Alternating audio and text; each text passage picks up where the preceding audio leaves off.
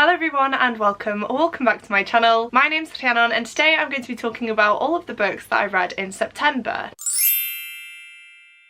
Now I do have 6 books to talk about today, but I do want to preface this video saying that I may not be able to articulate my thoughts properly, and I'm saying that because I have filmed reading vlogs for these books. They are coming, they may be up by the time this video goes live, but I did fall a little bit behind with my weekly reading vlogs because of work and just everything going on in my personal life, so I do apologise for that, but they are on the way. And I felt like when I was trying to update the vlogs I was really struggling to articulate my thoughts and get everything across properly. I don't know if that's just because sometimes I feel like I'm too stupid to understand what's going on in some of these books, but there are just a lot of different themes and elements to them that I don't quite know how to talk about without sounding a little bit stupid. Essentially. That may just be a me thing, I don't know, but I did want to mention it at the start of this video just in case. But if you would like to hear my thoughts in real time whilst I was actually in the middle of all of these books, as I mentioned I do have reading vlogs where I talk about them, and I will have the relevant ones listed down below for you guys, so please do feel free to check those out if you want to. But today I'm here to try and sum up my thoughts on all of them. I will try and keep my thoughts short and sweet because these videos tend to go on for a while because I just don't know when to stop talking. So on that note, let's just dive into the first book and see what I read throughout the month. The first book I read was Peril at End House by Agatha Christie, which is the next book that I needed to read in the Hercule Poirot series. For those of you who are curious, I am following the reading order on the back. I don't know if it is a specific reading order or not, but that is the way I've decided to keep track of my reading, and so far it has worked out really well. So this is what I'm following. I know there are different ways to consume these books, but as I mentioned, it works well for me, and it does mean that I can keep track of where I'm up to as well. This is the 8th Hercule Poirot book that I've read, so I'm definitely making progress with these books, and I'm happy to say that this is one that I did really enjoy. I ended up giving it 4 stars, and I feel like it was one of the better Poirot books that I've read so far, and I will say that this one was quite refreshing. In this one we are following our main character Nick, and recently she has had a lot of near-death experiences that she cannot explain. First off, the brakes of her car failed. Secondly, a painting fell at night and almost crushed her while she was in bed. Then a falling boulder on a cliffside misses her by mere inches, and the last straw is when Detective Hercule Poirot is having tea with her and finds a bullet hole in her cap. He is convinced that someone is out to get Nick and places her under his protection, and when a murder does unfortunately occur, this spurs him on into action in order to try and solve what is going on, who wants Nick dead and why, especially in a tight-knit group of friends such as this one. As I mentioned, I really enjoyed this one. It was very interesting, and I say it was a fresh take because Poirot is investigating this case before the murder has occurred, and I feel like that was really fun. I feel like fun is definitely not a typical word that you would associate with a murder mystery book, but piecing together all the clues and then seeing a murder actually be committed was very interesting. Now I will say, I did guess the twist and who was behind it all pretty early on, essentially when that first murder was committed. I read it, I filmed a vlog update, and then I went downstairs and I told Tom, right, this has just happened, I feel like this is who did it and this is why, and I was right. So I am very pleased with myself for that, but that definitely did not hinder my enjoyment of this. Again, seeing how everything fell into place and seeing how Poirot's mind works throughout this was fascinating. Agatha Christie always manages to give us a complex murder mystery book in such a short amount of pages. There are always so many different suspects, but by the end you feel like you have somehow pieced it all together, and you just feel like you need Poirot to explain that one final piece that will fit into the whole mystery and what actually happened, and this one was definitely a good one for me and I would highly recommend it. Moving on to my second book of the month, which was Babel by R.F. Kuang. This is a long time coming, you guys. I started reading this one last year when it first came out, but I just wasn't in the right frame of mind to pick it up, and so I did put it to the side, and I will say I'm so glad that I did decide to do that because I had the best experience reading this book. I gave this one 5 stars. I understand all of the hype behind it now, and I genuinely don't know how to process everything that went on in this book. So here's where I feel like I'm gonna start being a bit less coherent in my reviews because I just don't know where to start with this. Essentially, it's a dark academia set in Oxford in the 1800s, and we follow a group of friends who are all from different countries around the world, except for one of our friends who is English. I feel like I'm going to redo the synopsis for this one, and then I will talk about why I loved it so much, and maybe we will get somewhere. But it says, an act of translation is always an act of betrayal. Oxford 1836, the city of dreaming spires. It's the centre of all knowledge and progress in the world, and at its heart is Babel, Oxford University's prestigious Royal Institute of Translation, the tower from which all the power of the empire flows. Orphaned in Canton and brought to England by a mysterious guardian, Robin Swift thought Babel a paradise, until it became a prison. But can a student stand against an empire? Now that of course sums it up a lot better than I could have, but essentially in this Oxford we have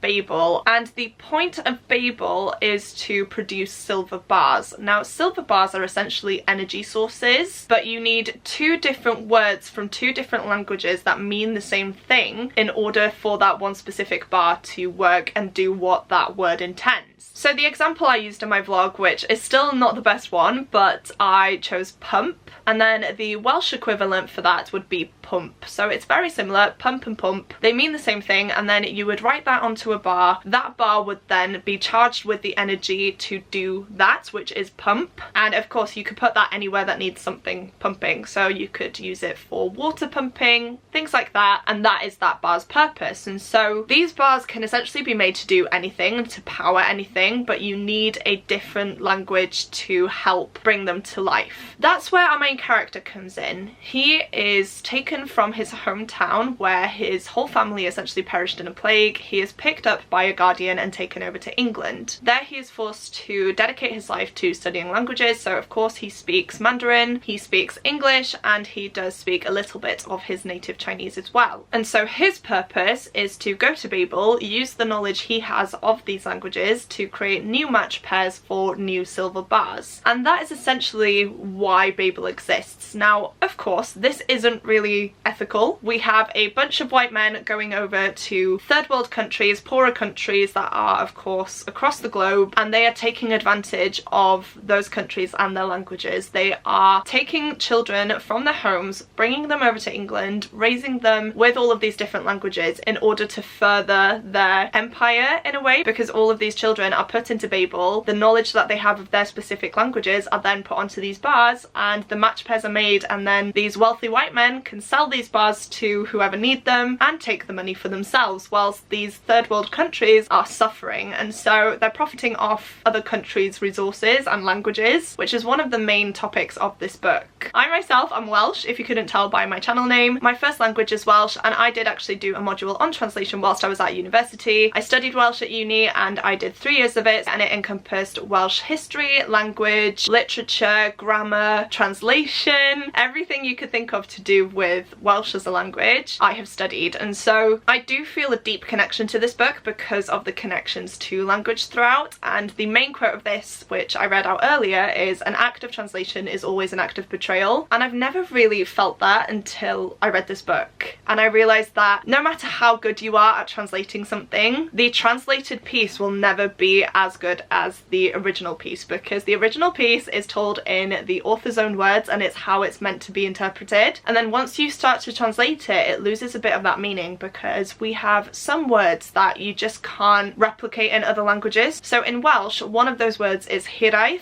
and the closest word that we have in English is longing. Now longing is a word that fits, but it doesn't convey the deep yearning for home that hiraeth has, and it's just different connotations and different words. And I feel like that was very well explained in this book, and again it just showed you that people from different countries have all these beautiful different languages, and a lot of these languages are being lost because we are told that English is the main language that we all need to use now, and that in itself then puts less of a value on these native languages of different countries. I feel like I've gone on a tangent, so I'm really sorry about that, but this book again goes way beyond that. It talks a lot about racial issues and racial inequality. Of course, we're following a young Chinese man here as he grows up in Oxford in the 1800s. He faces a lot of prejudice and racism, and he doesn't get the worst of it because he is white passing in a way. He doesn't look as identifiable as a Chinese man as maybe some other people would. His best friend Rami is Indian, and so because he has black skin, people of course target him and treat him differently, and it's not something that he can hide. And so Robin, we can see how he does kind of move through the world, but he's always ostracized from it as well. He is never going to completely fit in. Even though he was raised here, his ethnic background will always put him aside, and he will never be one of the English people that at the beginning of this book he strives to be. I honestly had no idea where this book was going to go, and the way it all played out was just heartbreaking. Of course I'm not going to spoil anything, but we follow Robin throughout his life. We see a lot of different things happen to him, and the things that he endures is genuinely heartbreaking. And then it gets to a point where he himself realizes that and realizes his worth, and I feel like that was such a powerful moment that I genuinely did not know how to process my emotions reading that. So all in all, I'll stop there because I could ramble on about this for a while, and I think I did in my weekly reading vlog. So again, please do check that out if you'd like to hear some more in-depth thoughts. This was a beautifully written book. It had a lot of twists and turns. It had so many powerful messages throughout, and if you've been debating picking this up, I would highly recommend it. I listened to the audiobook and I feel like that was the best route to go for me. I had such a connection to it. It tugged at my heartstrings more than once, and by the end I didn't want to continue listening because I knew where it was all going and how it was going to close off, and I just couldn't deal with it, guys. I was genuinely not wanting to carry on with this. I'd rather kind of live in ignorance than have to read it, but I did. I read it, it broke me, and I just feel like it's such a powerful book that everyone needs to read. So I'm gonna leave it there. If you couldn't tell by my review, you should read this one. It's beautiful. Look at this gorgeous edition that I own as well, and it's definitely a new favourite book of mine, a favourite of the year, and as I mentioned, I gave it 5 stars because how could I not? Next up, I read If We Were Villains by ML Rio, which is another dark academia book, but this one is more of a murder mystery. In this one, we are following a group of friends who are all pursuing acting. They are at some sort of acting college, and they've all bonded together over their love of Shakespeare, and Shakespeare is definitely a big theme throughout this book. I personally found it a little bit irritating at some times because it's quoted so much in these characters' dialogues, and it's just always in the background, and I feel like someone like me who hasn't read a lot of Shakespeare, it was just a little bit annoying which I don't know if I'm allowed to say, but that's just how I felt reading this. But anyway, going back to the synopsis, these group of friends essentially have their set roles. Every single play that they're in, they all know who's going to be cast as who because it's kind of predictable and that's what they expect. However, one day a new teacher comes in and puts them all in different roles, and this is kind of a catalyst then to what essentially becomes a murder, because someone isn't happy with how everything's gone down and the group of friends start to break down. When this murder occurs though, the friends have to take on the biggest acting job of their life, and that is to pretend that everyone was fine, everyone was all friends, and they were not involved. And we follow them, of course, as this story is explained to us and we are told how everything unfolded. I really did like how this story was told. We have our main character Oliver, who is talking to a police detective, and he kind of explained what went on the night of the murder, and I did really like that. I do want to mention I gave this 4 stars. I enjoyed it, but I didn't love it. But the setting and the writing style was something that I did enjoy. I feel like my main issue with this book is the fact that these characters were hard for me to connect with, and I feel like that was because they were always hiding behind the characters that they were playing. Obviously, as actors, you are always playing a character, and you have to get into the mind of that character and think how they think and feel what they feel, and I just feel like because they always had a character to hide behind, we weren't getting a good connection to them. That may be the point, because the further you are away from yourself, the harder it is to mess up, especially in a situation where someone has been murdered and you are trying to prove that you had nothing to do with it. So it may be intentional, but I did just feel like there was a lack of a connection there for me. I did like our main character, but that may be because we are in his head and we're seeing the story from his perspective, but some of the other friends were quite forgettable. I've honestly forgotten a lot of their names now, which is not the best. And then of course the other element that I wasn't too keen on was the Shakespeare element. I did like it, and I feel like in moderation it would have worked really well, but it was genuinely thrown in there in almost every single character interaction. Every single play was a Shakespeare play, and I just felt like by the end it was a little bit monotonous and it was just nothing new. It wasn't exciting, and so yeah, I feel like those two elements were the two things that let this book down a little bit for me. But as a murder mystery, I really did enjoy it. I could have told you who it was from the point of the murder. That hindered my enjoyment of this book more than it did in Peril and House for some reason. I feel like it was just so predictable, and then when it turned out to be who I thought it was going to be as well, I was just like, oh,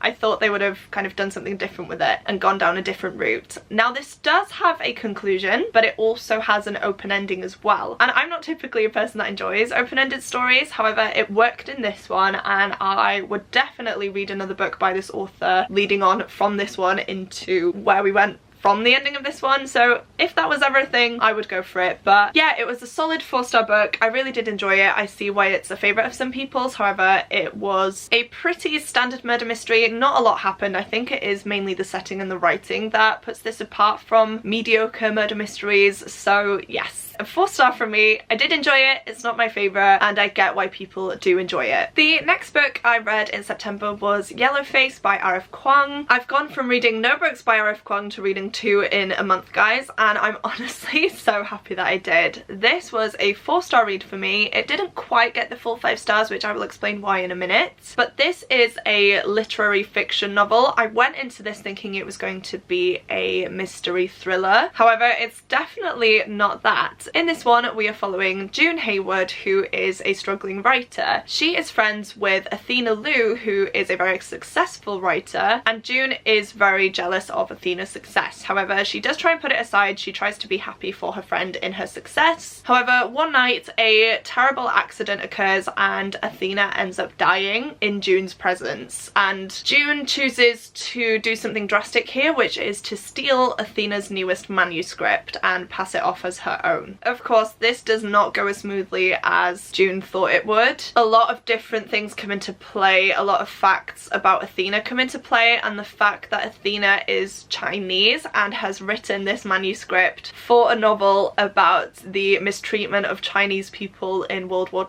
II definitely doesn't come as a favourable book from a white woman. This book was so well told, you guys. I did listen to the audiobook, and our main character June is genuinely one of the most insufferable people that I have read from, and I say that in the best way because R.F. Kuang has managed to make me despise this woman just through words alone and seeing her actions in this. R.F. Kuang is Chinese American herself, and so I feel like this is a very personal book for her, and of course it deals with racial issues in the publishing industry and has a big focus on white people exploiting different ethnicities for their history and the stories in their books. I feel like it was done so well. I feel like the message came across very well in this one. Of course, I am a white woman, so I can't really say too much on the representation in here, but R.F. Kuang is Chinese American, as I mentioned, so I feel like that is the best representation that you can get throughout this. The one thing I will say though is that something that pops up throughout this book is the bookish community and book discourse on Twitter. Cancel culture is a massive thing throughout this as well, and I feel like a lot of hate was directed towards book reviewers, especially book reviewers on platforms such as Twitter, and that was something that didn't sit right with me. I am aware that some people use that platform in order to spread negativity, but I feel like that is a very small percentage of book reviewers. I personally would never post a bad review without giving an in-depth explanation as to why, but in here it's more talking about cancel culture and how quick people are to cancel an author or to cancel anyone in the public limelight who has maybe misspoken or has shared something that they didn't realise was harmful and things like that, which does happen. Cancel culture is scary because it goes from 0 to 100 very quickly and people can be horrible, but yeah, there was a lot of that type of discourse throughout this book and it just didn't sit right with me 100%. So that is one of my main issues with this. The other issue is that I wasn't a massive fan of how it ended, and to be honest, I couldn't really see how it was going to end. I wasn't sure what was actually going to happen, but I don't know, I feel like it could lead on to another book if we really wanted to go there, and I'm not sure if R.F. Kuang will go there, but that is the sense I'm getting from that ending, is that if she wanted to write something else she could, but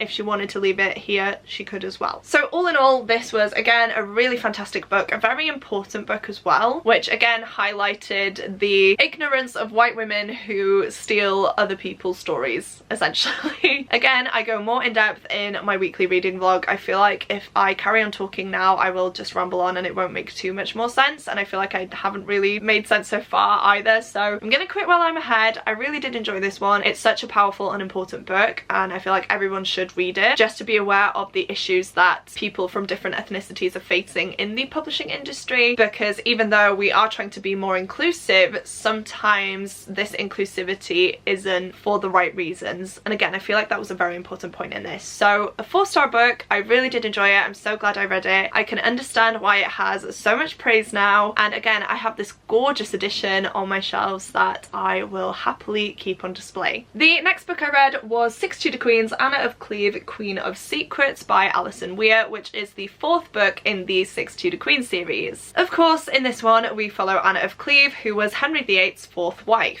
If you've been following my wrap-ups for a while, you'll know that I have been making my way through the books in the series and I have been loving them. However, unfortunately, I really did not enjoy this book as much. I knew diving in that this was going to be a little bit different because Anna grew up in Germany, and so the beginning of the book is set there and it's set away from court, which was definitely a shock to the system. I'm used to these books opening in England when these girls are young and they're seeing what's going on in court and they kind of grow up around it. However, Anna was very isolated in Germany, and because there isn't really much known about her, Alison Weir did take a lot of liberties writing her story, and it opens up with a very strange scene actually, which I won't go into too much, but it implies that Anna was pregnant and gave birth to a baby boy and had to give him up because she was from a very devout Catholic family, and of course that would bring shame on her whole family. Now, I'm not sure how accurate this is. I'm not sure if it was entirely made up or if it had some basis to it, but essentially this is a plot point used later on as to why Henry VIII didn't want to consummate his marriage with Anna, and that is because he knew that she had